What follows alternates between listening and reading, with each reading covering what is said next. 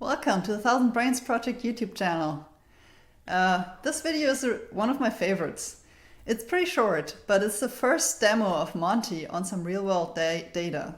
The background is, in March 2023, Numenta organized a little internal hackathon where everyone at the company had a week's time to accomplish a moonshot project. And at the end of the week, we would demo our results. And we would form little teams to tackle these projects. So the Thousand Brains Project team, which back then consisted of 4 people, was thinking about what we could do. And we've been thinking for a while about doing a real-world demo of Monty, and we decided that this week would be a great time to do that. So we tried to figure out a real-world demo that we could accomplish within just 1 week, without having to buy some expensive robotics hardware or anything like that. And also, half of our team was remote. So Niels was in England and I was in Greece. And then the other half of our team was in the Redwood City office. So we would have to have something that we can share and we can all work on. So we ended up deciding to use the iPad or iPhone camera and write a small iOS app that takes the camera picture, and then we would kind of manually take a little patch and move it over that picture, which is a little artificial, but it's a good starting point, and it was something that we could accomplish in a short period of time. I won't give away too much. You'll see everything in the video that's about to come, but I'm hoping that this little project will be maybe some inspiration for you to think about some other ways Monty could be used and some other little projects you could try with it. Have fun!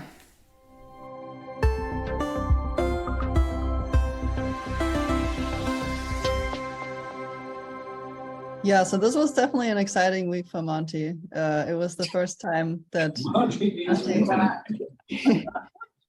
Monty saw some real world data. So yeah, this was really something we've been wanting to look at for a long time, and the hackathon was a great opportunity for it. Yeah, you can go to the next slide. You can get started. So yeah, the goal for this week was to set up an environment for Monty to be tested in the real world. And we decided to use the iPad or iPhone true depth camera as a sensor because we all had access to it. So we didn't need to buy any equipment, and it gives reasonable depth estimates. I didn't realize the iPhone had a depth camera on it. It has For the Face ID. yeah. It's for the Oh, face the Face ID. Oh, I didn't know that. Yeah, It's it not has like- LiDAR. It's It's LiDAR. not about LiDAR is the other one. Oh, LiDAR's the other one. Oh, okay. Yeah, LiDAR is on the other side. LiDAR is more for like long range depth detection, and then the front facing one is more for accurate short range depth. Yes, up to 5 meters and after 5 meters. They have LiDAR on the back of the. Yeah. Yeah, we tested both, but yeah, then chose to go with this one. Yeah. But yeah, so the main goal was to just kind of see how well Monty can deal with real world data and to have a test bed for that, so we don't always do everything in simulation and forget about some problems that occur in the real world. And then the second nice to have that we weren't sure about whether it will work out is just to have a first start of a demo of Monty showing that it can actually do something with real sensors. Yeah. Okay, so in order to kind of evaluate this in the real world, as Vivian said, we are going to perform inference using these depth images taken from a phone or iPad. But one of the kind of sort of stepping stones in this whole process, or kind of current limitations of the whole setup, is we don't have information about how the iPad or iPhone is moving through space and where it is. And because Monty is a fully sensory motor system, that's essential for how it learns. And so in order to kind of enable learning still, we had to get kind of real world objects into essentially a simulation environment where Monty could then learn. And then based on learning in a simulation, it could then perform inference in the real world.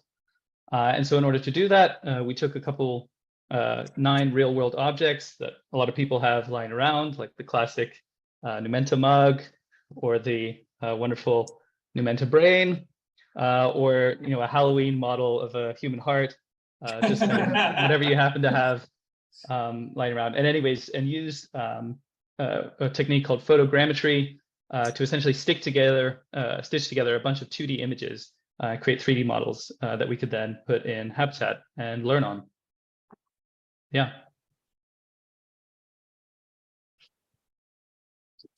Yeah, so this is how the data pipeline works. So we have an app that is iOS native. It's just concerned with image acquisition. So it takes RGB images and depth images as well. Then it streams directly the data, so both the RGB and the depth, to a local server that is hosted on my laptop. This is the inference phase now. Right? Yeah. Right, yeah. So you've already trained on that, whatever. Exactly, yeah. Okay. Yeah, so then the server picks up all the stream data and saves it into a local folder. And Monty is running in parallel, so constantly looking at the folder, seeing if new data has come in, and loads it into the inference pipeline in real time. And then, so the images that are taken are used to initialize the Monty environment, and then the action policy with Monty is used to extract patches at different locations within that complete image. Sorry. And then, yeah, eventually Monty runs, the inference is run, and the app outputs the most likely object and rows that is recognized. Yeah, and this one is just to quickly remind how, yeah, Monty just uses sensor patches like Jad mentioned. So the big camera image is never given to Monty at once, but Monty has like a small patch that it can move over the image. And then it has the internal models that Niels talked about that were learned in simulation. And it basically updates its evidence for different hypotheses of where and on which object it thinks it is right now by moving through this image. And yeah, and I should have maybe mentioned that although the kind of simulated models is sort of one way to get around this whole bottleneck of the motor information not currently available, it's actually, it makes it more challenging because we are doing this transfer from simulation to real data, which is, you know, something that, for example, deep learning systems classically struggle with if you've just trained on simulated data. Yeah, so, and as I mentioned, like the input are the sensors of the app, and the app right now is using the front-facing camera on the phone and the iPad, which gives you these that gives a more precision 3D depth image than the previous one because of over 5 meters. And once the app collects both the depth image and the RGB image, and that's where it can send to Monty, just like the simulator. Like when we're using the simulator, we just grab the same information that we get from the simulator, we pass in via the app. So there's actually two separate things that are captured. You're saying? Correct. It's depth map and then a color. And a color RGB. It's an RGB and a depth map. Oh. And you probably will see that during the demo, what they look like. No.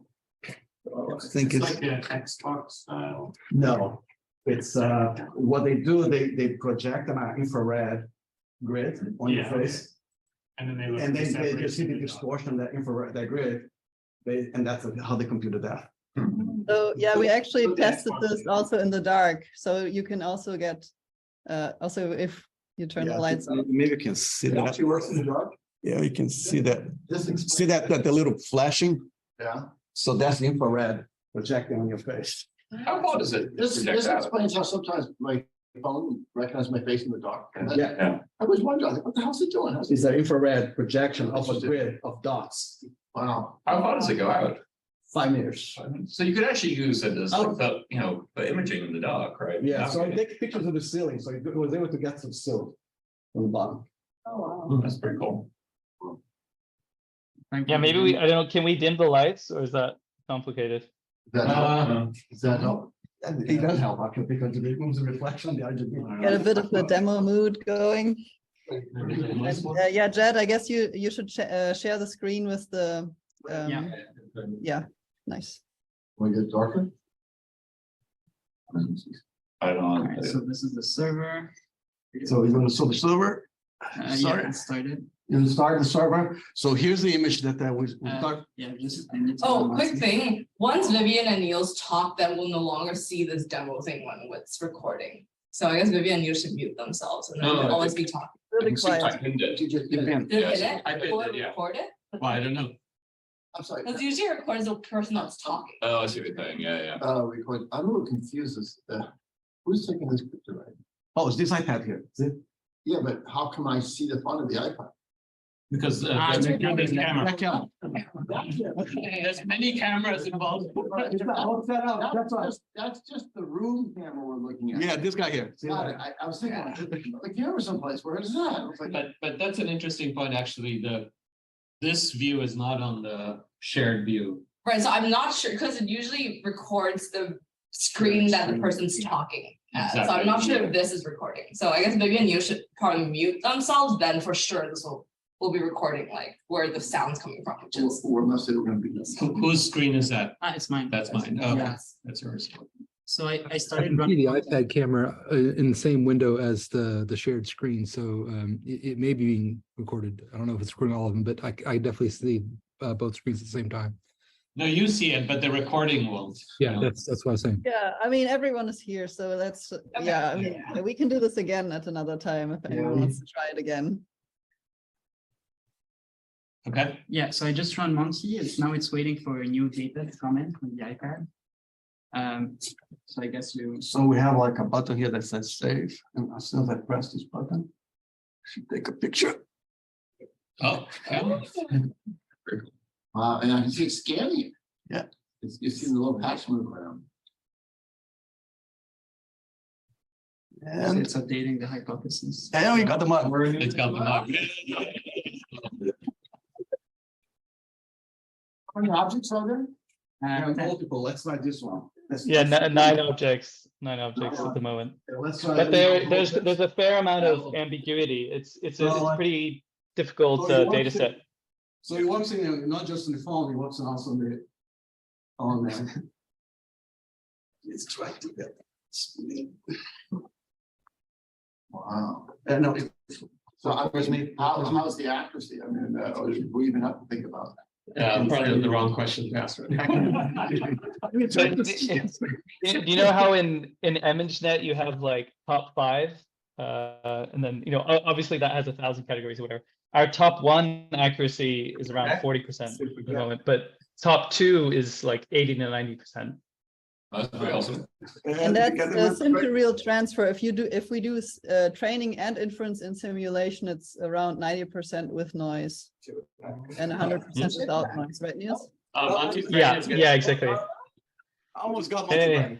It is, yeah. That's pretty cool. Nice. What is Kashmiri chili? It's a pack of Kashmiri chili powder. What's This thing. part? So would it recognize it if we rotated? And then We can as in give the it a brain on the other side, you can try. This is Monty's heart. He Yeah. wrote it, I think. Try. So it should, Yeah.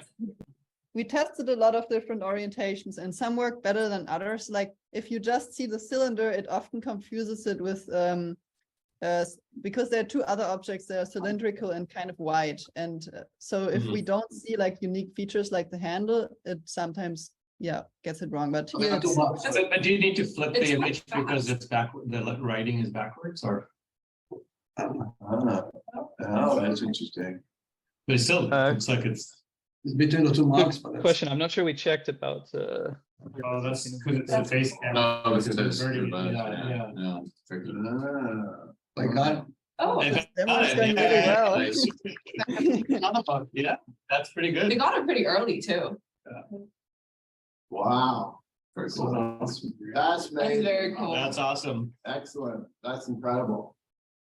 It looks like it was hard to get this all to work. Was it? Yeah, it was definitely Well, I mean, it quite took a a week. team effort. I mean, it was really, we had a bit of an advantage because we were in 2 time zones. So we would have Niels and I work during our day, then we have a handoff meeting. Basically pass the baton to Jad and Lewis, and they work while we sleep, we wake up, we have a check-in. It was like 24 hours around the clock. Wow. And how did you use ChatGPT? What was that? I'll for? write that code for the app. Oh, I see, okay. It was really minor. The only thing I Sure. used it for was to save the RGB image. But Oh, yeah, okay. most stuff we didn't That's use it. super cool. Wow, that's the first like real time. Yeah. Yeah. Sensory motor, reference frame. Yeah. Has anyone ever else done this in the world? This way, I know people recognize objects like this for years, but not like with a convolutional neural network with a sensory motor system. There are active vision systems out there. Yeah, it'll be really exciting when yeah, maybe next hackathon, who knows, we can have the kind of motor information coming from the iPad and actually kind of move around it and things like that. Yeah, and another thing we wanted to do, like maybe at a future hackathon, is to actually send back the detected object and post to the iPad, and then AR render it onto the camera image. So you can kind of like move it around and have like the detection rendered onto it in real time. That would be Like the spy something. movies. Yeah, actually, if you stop sharing for a second. Yeah, now if we speak, I think. That one hopefully should be recording this scene right now. Yeah. So we at least on the we video. just weren't recording those voices. It's just that it only picks one camera image to record. And so now it at least a little bit of this video will definitely have this now. It's good. Otherwise, yeah, Awesome. Vivian took a like a baby steps video of the Yeah. demo earlier. Very cool. Impressive. Yeah, that's really amazing. Wow. Think about what type for lending us the iPad. Oh. And My the stands, and the Oh, stand. my iPad was the first real Monty. Yeah. And the stands and everything else. You can engrave it now. Yeah. Frame it. Yeah, I don't know if, if other people have had this experience, but a few times in my career, there's been times when things first starts doing anything, like we wanted it to. The board comes up with the first Palm Pilot for the first time, and just the months of debugging or something. And this felt like that. Except this one was a week of debugging. Yeah, Well, at no, the this- beginning of the week, we really had no idea if it would work at all or if it would just colossally fail completely. So yeah, I think on Wednesday, Niels, you sent me the first results and it got it correct, and it was like too good to be true, actually. This is definitely a very unrealistic goal to attempt. Congratulations. Yeah. Very nice.